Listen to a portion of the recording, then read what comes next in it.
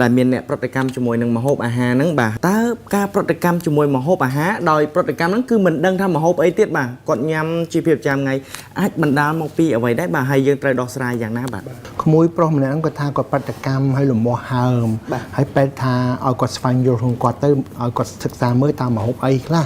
តាមក៏ពិតនៅលើโลกនេះមានម្ហូបតែ8មុខទេដែលយើងអាចដឹងថាម្ហូប8មុខហ្នឹងអាចប្រតិកម្មហើយក្នុង8មុខហ្នឹងគឺមានតែប្រមាណមុខទេយើងច្រាញ់ចោលទៅដែលធ្វើឲ្យយើងប្រតិកម្មម្ហូបប្រមាណមុខទៀតគឺយើងអត់ប្រតិកម្មបានទេព្រោះស្រាប់តែក្មេងអញ្ចឹងណាហើយបើយើងមនុស្សតូចហើយយើងនឹងថាមិនមែនហើយអញ្ចឹងបើយើងទៅពេទ្យគាត់គួរតែចម្រាញ់អាម្ហូបឲ្យយើងហើយទាំងអស់មានតែ8មុខគេដែលជាគេហៅថាម្ហូបដែលប្រតិកម្មខ្លាំងទាំងក្មេងទាំងចាស់តែងតែមានហើយបើសិនជាឲ្យព្យាបាលគាត់ហើយប្រាប់គាត់ឲ្យស្វែងយល់ក្នុងគាត់អានោះដូចហាក់បីមិនព្យាបាលអញ្ចឹងបាទអញ្ចឹងដើម្បីជួយកាត់បន្ថយការពិបាករបស់គ្នាគេឲ្យយើងដឹងថាម្ហូបទាំងអស់មាន8មុខដែលធ្វើឲ្យយើងប្រតិកម្មហើយប្រតិកម្មមានច្រើនប្រភេទណាជួនកាលចុកពោះជួនកាលទៅរាកជួនកាលទៅលមាស់ជួនកាលឡើងដូចកាទាតាអាជួនកាលទៅហើមមុខហើមមាត់ហើមបែមាត់ជួនកាលហើមដល់ពងកដកទៅហើមលេងរួចអាចស្ទះដល់ស្លាប់ក៏មានដែរបាទអញ្ចឹងវាមានប្រតិកម្មច្រើនអញ្ចឹងទាំងអស់ហ្នឹងគេហៅថាប្រតិកម្មទៅលើម្ហូបដូចយើងប្រតិកម្មទៅលើធូលីដីលំអងផ្កាអីចឹងណាដូចគ្នាចឹងដែរបាទអាហ្នឹងគឺយើងមានថ្នាំញ៉ាំបើយើងប្រតិកម្មលើម្ហូបក៏មានថ្នាំញ៉ាំដែរអញ្ចឹងអ្នកខ្លះគេចូលចិត្តញ៉ាំម្ហូបហ្នឹងប៉ុន្តែគេញ៉ាំថ្នាំទុកមុនហើយគេដាក់ថ្នាំមកគ្រាប់ទុកមុនហើយថ្នាំដែលឲ្យគេទុកជាប់ខ្លួនហ្នឹងភាគច្រើនគឺថ្នាំដើម្បីការពារប្រតិកម្មផ្ដាសាយដូចគ្នានឹងឯងគឺ Benadryl ហើយនិង Zytex ដែលគេតែងតែចាក់តាមខ្លួនពេលគេធ្វើដំណើរទៅណាមកណាហើយគេដឹងថាគេចូលចិត្តម្ហូបហ្នឹងតែម្ហូបហ្នឹងតែងតែធ្វើឲ្យគេមានការ allergy អញ្ចឹងធ្វើឲ្យគេលមាស់ធ្វើឲ្យគេហើមបបេមាត់ពិបាកដកដង្ហើមជួនកាលទៅឆ្អោលជួនកាលទៅក្អួតជួនកាលទៅរាកអញ្ចឹងណាបាទប៉ុន្តែអារាកអីហ្នឹងមួយគឺថ្នាំផ្សេងប៉ុន្តែអាឡើងគ្រាប់លមាស់ហើយឡើងរោលដូចជាអានេះមួយហើយនឹងហើមបេមាត់ស្ពឹកអីហ្នឹងអានឹងថ្នាំផ្សេងអាថ្នាំផ្សេងចុងក្រោយនិយាយមិញលមាស់ឡើងដូចជាអោហ្នឹងគេហៅថា Benadryl ឬក៏ Zytex គឺថ្នាំដូចផ្ដាសាយអញ្ចឹងការពារផ្ដាសាយដូចគ្នាអញ្ចឹងដែរណាអញ្ចឹងម្ហូបទី1ដែលធ្វើឲ្យយើងប្រតិកម្មហ្នឹងគឺម្ហូបទាំងអស់ហ្នឹងគឺសិតតែមានជាតិប្រូតេអ៊ីនម្ហូបទាំងអស់សិតមានជាតិប្រូតេអ៊ីនដែលប្រូតេអ៊ីននីមួយៗហ្នឹងវាធ្វើឲ្យប្រព័ន្ធការពារយើងមិនស្គាល់ឬក៏ស្គាល់ហើយគិតថាហ្នឹងជារបស់មេរោគវាចេញប្រតិកម្មវាចេញប្រតិកម្មដោយបញ្ចេញគីមីមួយដើម្បីវាយប្រឆាំងហើយគីមីដែលវាយប្រឆាំងមេរោគប្រូតេអ៊ីនហ្នឹងគឺភាគច្រើនគេហៅថា histamine បាទ histamine អញ្ចឹងបានគេផ្ដាសាយម្ដងគេឲ្យថ្នាំ anti histamine ថ្នាំប្រឆាំង histamine ហ្នឹងអញ្ចឹងណាបាទចូល Benadryl Zytex ហ្នឹងគឺសិតតែថ្នាំប្រឆាំង histamine ហ្នឹងឯង anti histamine ហ្នឹងឯងអញ្ចឹងអាគីមីកមួយដែលបញ្ចេញមកពេលយើងញ៉ាំរបស់ទៅមានប្រូតេអ៊ីនប្រឆាំងគឺ histamine នឹងឯងបាទអញ្ចឹងឧទាហរណ៍ប្រព័ន្ធការពារយើងគឺចាប់បានទី1មុនគេយើងដឹងហើយម្ហូបសារសំខាន់គឺទី1ទឹកដោះគោស្រស់បាទទឹកដោះគោស្រស់បាទទឹកដោះគោស្រស់គឺជាទូទៅប្រហែលជា2ទៅ3%ក្មេងកូនងាហើយនឹងក្មេងគេហៅ toddler ក្មេងទូចមួយឆ្នាំទៅ2ឆ្នាំគាត់មានប្រតិកម្មប្រហែលជា2ទៅ3%ទេប៉ុន្តែបន្ទាប់ចូល3ឆ្នាំគាត់ផុតដែរឈប់មានដែរចាហ្នឹងគាត់ធ្វើម៉េចគាត់ហើមពោះគាត់រាកគាត់ក្តៀនអីចឹងទៅបាទហើយភាគច្រើន90%បើដល់អាយុ3ឆ្នាំគាត់លែងមានប្រតិកម្មហើយតែប្រតិកម្មគាត់គឺភាគច្រើនអាចធ្ងន់ធ្ងរដែរបាទអញ្ចឹងណាហើយមួយទៀតផងដែរបើសិនជាគាត់ប្រតិកម្មក្នុង3ទៅ30នាទីគឺអាចដឹងភ្លាមបាទគាត់ឡើងកទួលតាអាគាត់ឡើង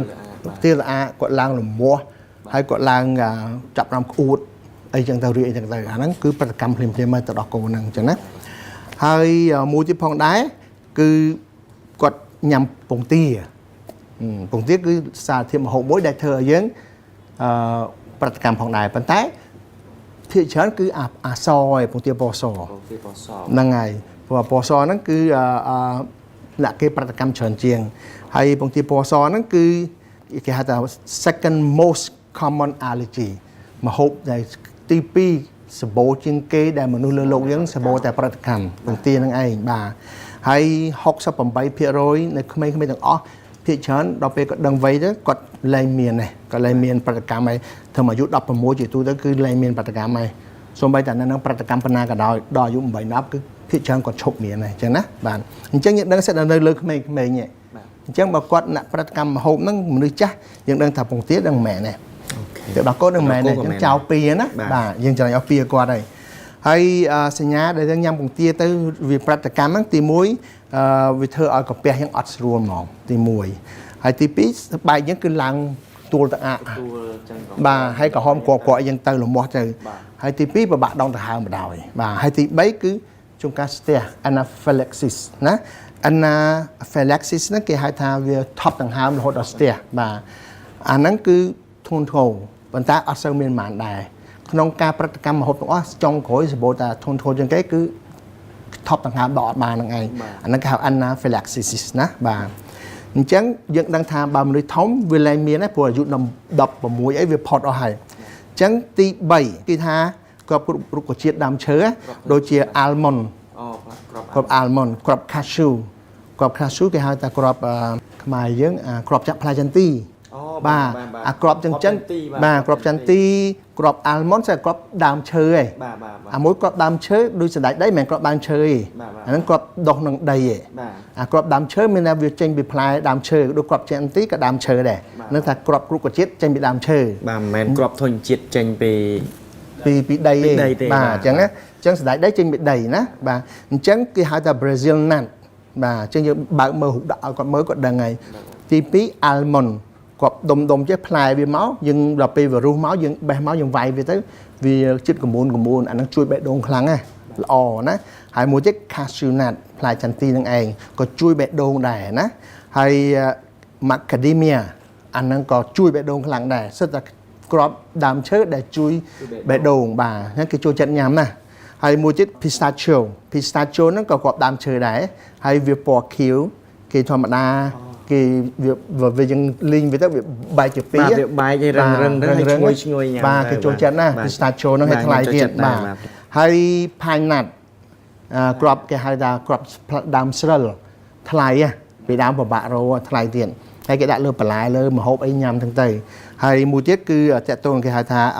walnut ហ្នឹងឯងតែខ្ញុំនិយាយមុនណាបាទ walnut អញ្ចឹងទី1គឺ Brazil nut cashew nut almond nut ហើយនឹង macadamia nut ហើយនឹងpistachio pine nut ហើយនឹង walnut អានឹងសិតតែ nut ដែលធ្វើឲ្យគេប្រតិកម្មតែ nut ដែលជួយសុខភាពល្អបំផុតដែលយើងភាគច្រើនគេតែងតែញ៉ាំដាក់លើបន្លែដាក់លើស្អីហ្នឹងទៅញ៉ាំអញ្ចឹងណាបាទមានកញ្ចប់ច្រើនមានកញ្ចប់ហើយខ្ញុំទៅថៃខ្ញុំទិញអស់ហ្នឹងហើយព្រោះអាហ្នឹងញ៉ាំរងងាកឡើងមុនគេញ៉ាំលេងអញ្ចឹងណាហើយជួនកាលមានបន្លែអីយើងដាក់2 3មុខលើបន្លែទៅជាមួយទៅពាំងបាយជូរក្រៀមអញ្ចឹងឆ្ងាញ់ជួយមានរសជាតិបាទអញ្ចឹងណាត់ទាំងអស់ហ្នឹងលោកក្មួយត្រូវដឹងថាអត់មានពាក់ព័ន្ធនឹងក្មេងចាស់ទេបាទអញ្ចឹងយើងឲ្យកត់សម្គាល់ហើយបើយើងមនុស្សចាស់អាចជាម្ហូបអស់ហ្នឹងអញ្ចឹងបើម្ហូបអស់ហ្នឹងយើងកត់មួយយើងជិះវៀងសាកមើលបើយើងញ៉ាំម្ហូបទាំងអស់ហ្នឹងប្រតិកម្មអាហ្នឹងយើងអាចមួយឯងក្នុងចំណោម3ណាបាទយើងឃើញមួយឯងអញ្ចឹងទីទូទៅវាធ្វើយើងប្រតិកម្មខ្លាំងជាងគេ 50% ធ្វើយើងអាចស្ទះដកដង្ហើមឲ្យរួចហ្មងអញ្ចឹងអ្នកមានប្រតិកម្មធ្ងន់ធ្ងរនឹងម្ហូបទាំងអស់ហ្នឹងយើងអត់ញ៉ាំទេក៏ប៉ុន្តែយើងទៅណាមកណាជួនកាលគេធ្វើនៅក្នុងនំជួនកាលគេធ្វើក្នុងសាឡជួនកាលគេក្នុងប្រអែមណាមួយយើងអត់ដឹងអញ្ចឹងដល់ចែកដល់យើងញ៉ាំទៅវាប្រតិកម្មភ្លាមហ្មងយើងដកដង្ហើមឲ្យរួចហ្មងបកាច់យកហ្មងអញ្ចឹងអ្នកហ្នឹងតែងតែមានគេហៅថាប៊ិចមួយគេហៅប៊ិចក្នុងនោះមានថ្នាំគេហៅ EpiPen ហ្នឹងគេមានថ្នាំប៊ិចដែលមានថ្នាំចាក់ខ្លួនឯងដើម្បីមានការអីយើងដឹងខ្លួនយើងចាក់យកហ្មងគេមានថ្នាំអរម៉ូន adrenaline ចាក់ដើម្បីជួយសង្គ្រោះខ្លួនឯងអញ្ចឹងអ្នកទូទៅដែលមានប្រតិកម្មរោគផ្លែគ្រាប់អស់ហ្នឹងគឺគេតែងតែមាន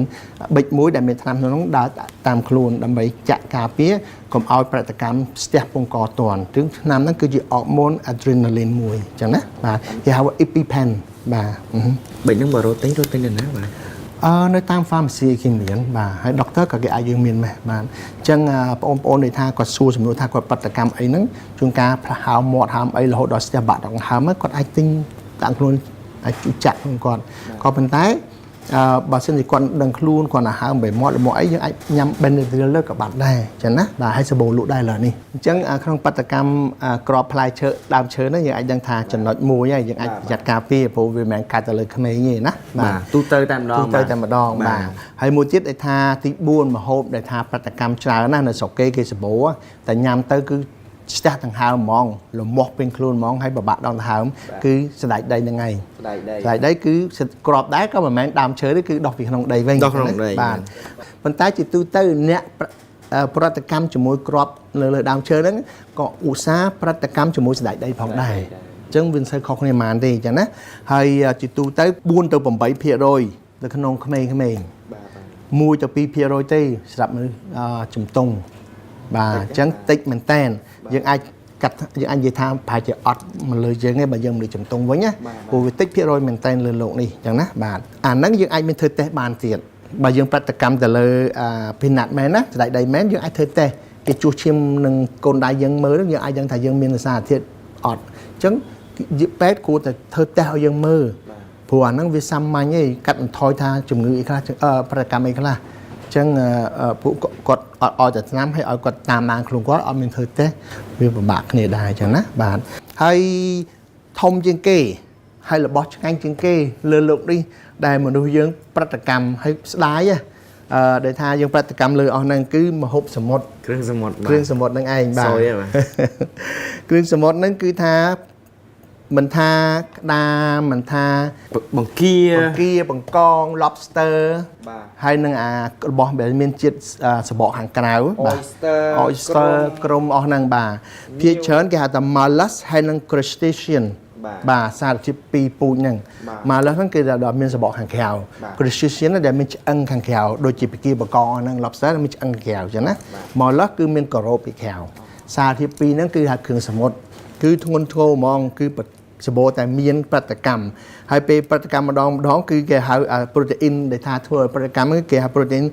tropomyosin ហ្នឹងតែប្រូតេអ៊ីននៅក្នុងសារធាតុសមុទ្រហ្នឹងឯងដែលធ្វើឲ្យ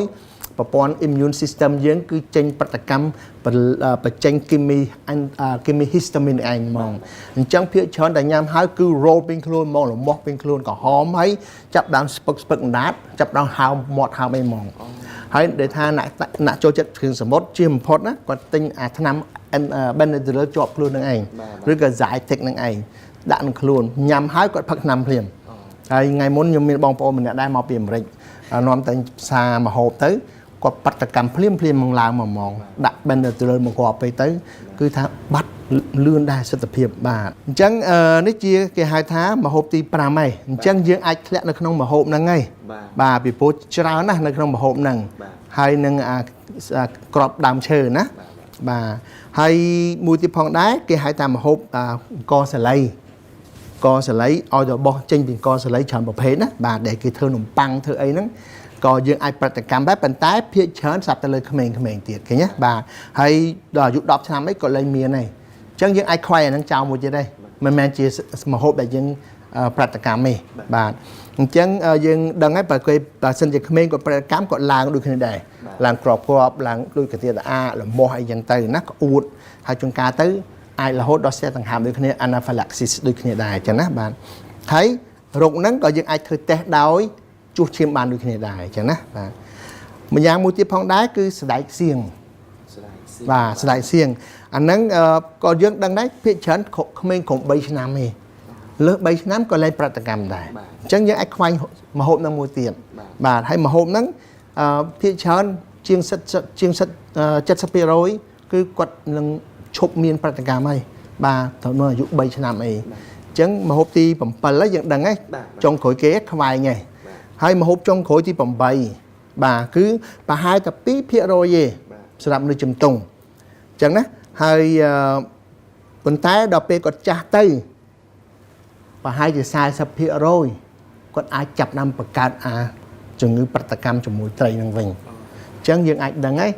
ផ្លាកគ្រាប់ដើមឈើហើយនឹងត្រីហើយនឹងគ្រឿងសមុទ្រ3ហ្នឹងឯងណាដែលធ្វើឲ្យគាត់អាចប្រតិកម្មធំអញ្ចឹងយើងពេលគាត់ពិសាយើងទៅធ្វើតេស្តទៅមើលតើគាត់ញ៉ាំទៅវាប្រតិកម្មអីថ្ងៃក្រោយយើងដកមហូបនឹងចេញបាទហ ហើយរបស់ផ្សេងទៀតដូចជាល្ងក៏ខ្លះក៏មានប្រតិកម្មនឹងដែរផ្លែឈើដូចជាដូចក្មួយខ្ញុំចំនួនគាត់ប្រតិកម្មផ្លែឈើឲ្យតែផ្លែឈើដាក់ទៅអត់បានមកបាទមិនថាចេកមិនថាប៉ោមមិនថាផ្លែបឺមនុស្សយើងប្រតិកម្មផ្សេងគ្នាចិត្ត kiwi បាទក៏ដាក់បានដែរខ្ទឹមច្រើនប្រភេទបាទប៉ុន្តែដាក់ប្រតិកម្មផ្លែឈើពីរច្រើន kiwi ហើយនឹងផ្លែបឺហើយនឹងផ្លែចេកហើយនឹងផ្លែ peach ហើយនឹងផ្លែល្ងគប់ល្ងបាទអញ្ចឹងនេះជាមុខសញ្ញាម្ហូបក្នុងចំណោម8ម្ហូបដែលសម្បូរជាងគេលើโลกដែលមនុស្សយើងប្រតិកម្មហើយយើងដឹងហើយម្ហូបណាដែលសត្វតែក្មេងប្រតិកម្មទេម្ហូបណាគឺមនុស្សធំប្រតិកម្មអញ្ចឹងយើងអាចចម្រាញ់ម្ហូបចេញហើយយើងអាចទៅដឹងហើយមួយទៀតគេហៅថាប្រតិកម្មតាក់ទងពីយើងញ៉ាំស្រាទៅមុខក្រហមឡើងជួរត្អែហ្នឹងអាហ្នឹងជួនកាលគឺមកពីយើងមានបញ្ហារោគថ្លើមខុសពីគ្នាណាបាទ